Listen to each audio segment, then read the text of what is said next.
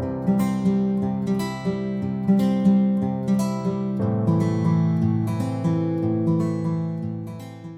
didn't think silence could make noise until I heard ours. It had a shape, a weight, a sharp edge that scraped the dinner plates every night. When Kelly finally said, "It was a long time ago, I made a mistake, and it happened in our quiet," I understood that the quiet had teeth, and I'd been feeding it.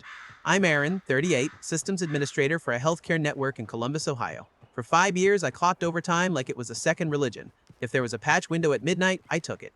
If a core switch hiccuped while we were putting the kids to bed, I answered it with my laptop balanced on the laundry basket. My desk at home looked like a docking station for guilt, two monitors, a tangle of charging cables, certification manuals with sticky notes like flags from countries I never visited.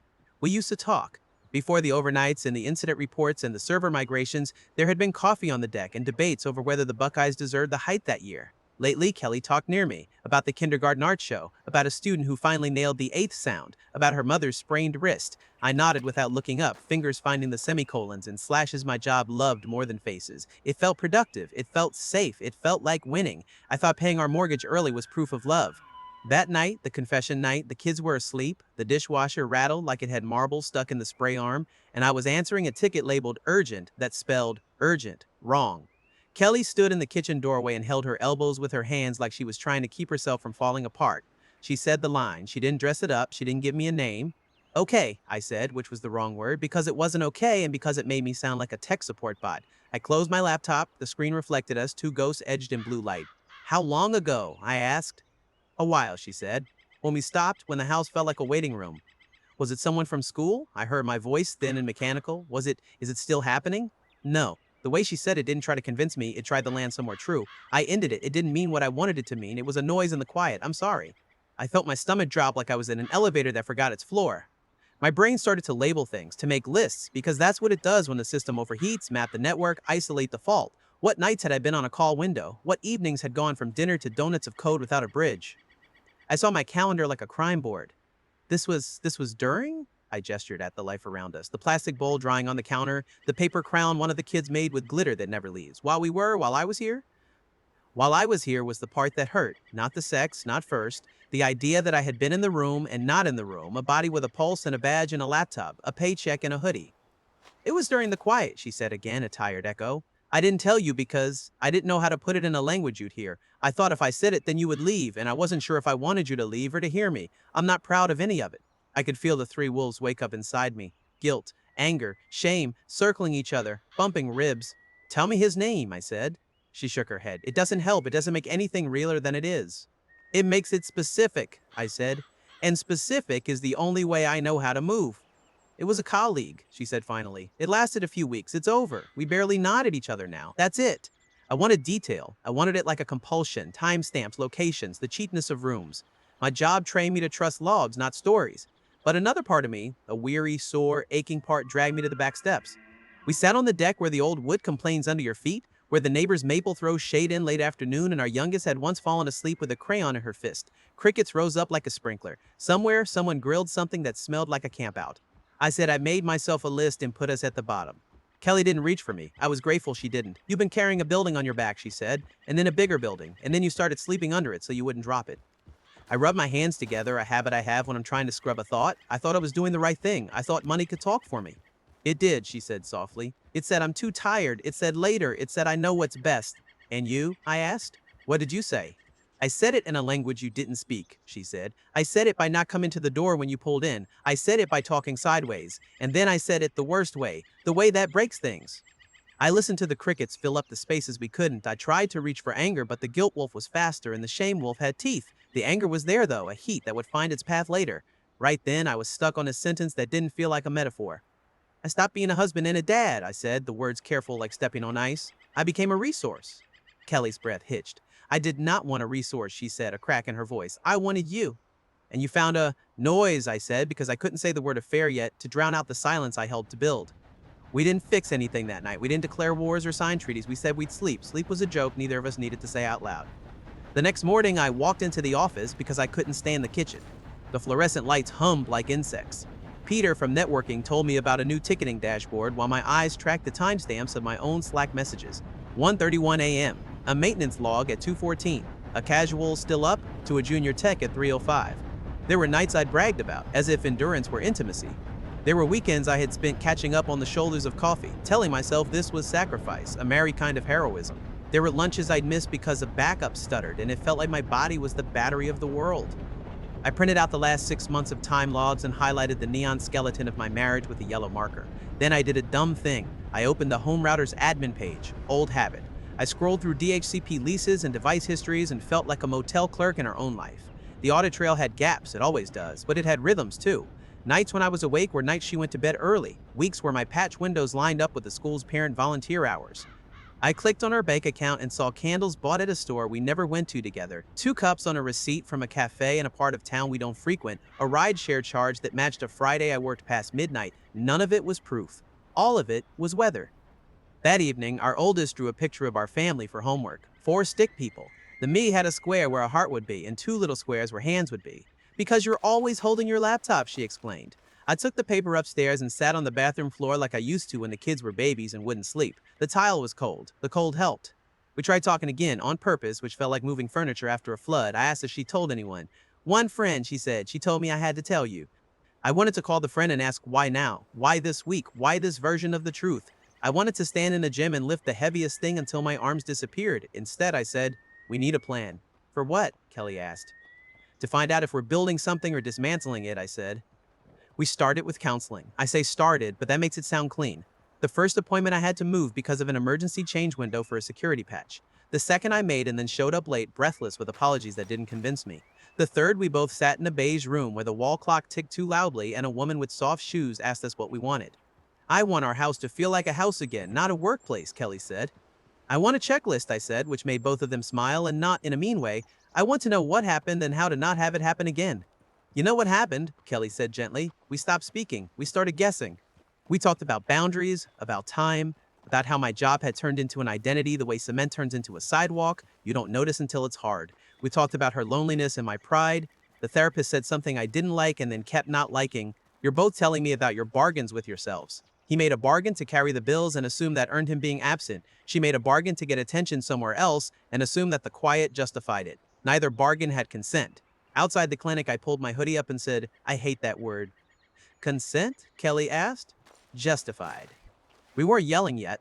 Yelling came later, after I found an old photo on Kelly's Google Photos that had been automatically backed up and hidden in an archive. It was nothing you couldn't show on a beach. It was the kind of nothing that made me want to throw my phone into the reservoir. I brought it up at the kitchen table because I don't learn. "It's a swimsuit," she said evenly. "I sent it when I was trying to feel like someone saw me." "You couldn't text your husband?" I asked, the word husband feeling like a prop. "You were at a data center," she said, "not cruel, just true, and even when you're here, you're there." Somewhere in the middle of that, our neighbor John came over to borrow a ladder, and we both changed faces like switching windows. He asked about the kids, the fence post, the weather coming in from the west. After he left, the fight had cooled enough to stick to. "I want you to come home," she said. "I live here," I said. "No," she said quietly. "You visit." On a Wednesday, we had our first real rupture. In the therapist's office, Kelly said, "I can keep explaining, but explaining isn't fixing, and I don't know how to undo what I did. I am sorry. I can say it 100 times. I am sorry." I looked at the therapist and then at Kelly. "I want everything," I said. "All the details, all the hours, all the places." "You think detail is truth," the therapist said. "It's a kind of truth, but it's also a way to delay feeling." I wasn't ready to be that kind of brave, so I did what I can do. I found HR and asked about shifting my schedule. A normal 9 to 5 and support, less nights, less weekends. It meant fewer hero tickets, fewer you save the day emails, and less money. I took it anyway. I told my team I'd be off the pager for a while, and the silence that followed wasn't judgment. It was paperwork. I moved my certifications to a shelf and put the kids' drawings in front of them like a small, stubborn ceremony. At home, I tried to start dinner before the witching hour. The first night, I cut my thumb slicing peppers, and our youngest clapped like it was a magic trick. I learned the hard way that kindergartners will not eat asparagus no matter how persuasive your PowerPoint is. We ate outside sometimes on the deck with the wood that complains. I turned my phone face down and then farther, inside on a dresser. We still had fights, big ones. The second dialogue peak lived on a Saturday night when the kids were at Kelly's mother's and we didn't have an audience. It started the way an electrical fire starts, unseen, until you smell it. "You want me to say it was all your fault," I said, knowing I was trying to hurt her, hating that I was still capable of precision. "You want me to carry your choice like I carry the uptime." "I want you to admit you left," she shot back. "You left me months before I touched anyone. You just never packed a bag." "When?" I demanded. "What day did I leave, Kelly? Was it after the second kid? After the promotion? Was it when I started that certificate because you said it would be nice to take a vacation without panic attacks about money?" It was when you stopped being here when you were here, she said, with a steadiness I envied. It was when I started narrating our life to the side of your face. I slammed my hand on the table and the salt shaker did a suicidal leap. And your solution was to what? Test if the quiet had an echo? She flinched but didn't retreat. No, my solution was wrong. It was wrong. I am not defending it. I'm telling you how lost I was. You were the person I wanted to tell, and you were also the person I couldn't reach. That is a kind of hell. We both cried, which is not cinematic and not noble and very human. We both said, I'm sorry, and meant it in different directions. 2 months into the new schedule, something small shifted. Our oldest asked me to go to the spring concert and didn't look at Kelly to see if that was realistic. I brought flowers from the grocery store, the cheap kind, because their colors are too loud to be sad, and afterwards we got ice cream, and our youngest fell asleep in her cone. Kelly and I put the kids to bed and stood in the doorway at the girls' room. The nightlight was a moon on the wall. It felt like a prayer someone else had written that we could still say. But marriage is not just good nights bookended by bad news. It is also a math of trust, and we were under 90%.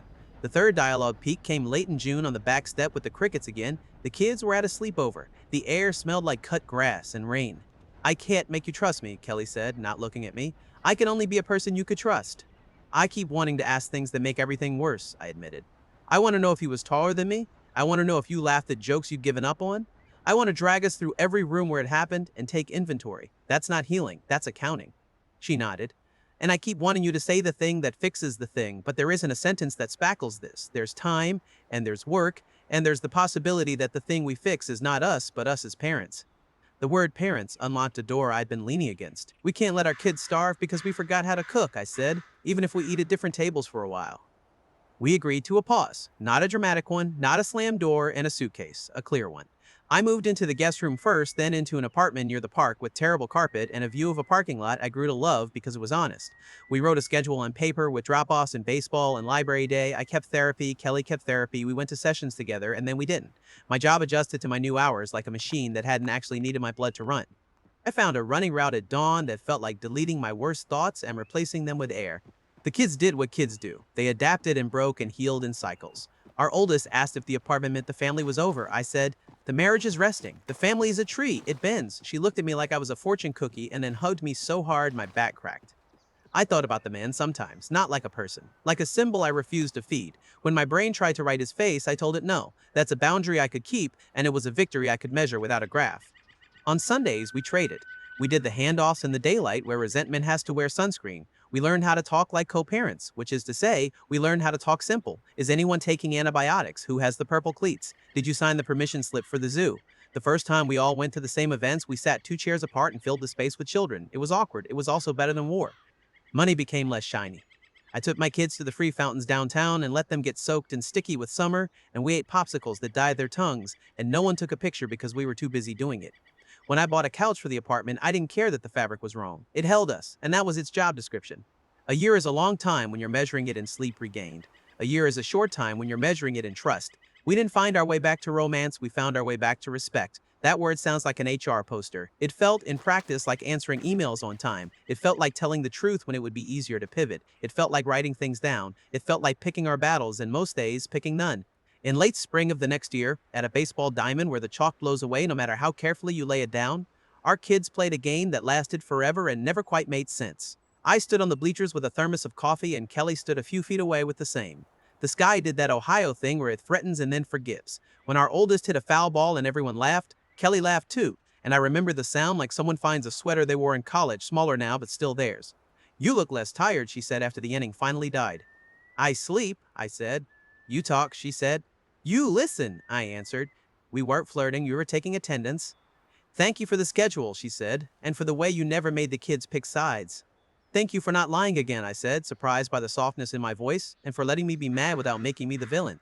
A line of geese cut crookedly across the field, battery-powered dinosaurs in formation. I looked down at our youngest plucking grass and making a salad the world would never eat. I don't know if I could ever go back, I said, willing the words to be clean, but I am grateful for the way we've made this not kitchen into a kitchen. The kids deserve a table, even if we sit at opposite ends. Kelly nodded. I don't know either, she said, but I know this is honest. I know this is better than what we were doing. The fourth and final dialogue peak happened in a parking lot outside the school after a parent-teacher night.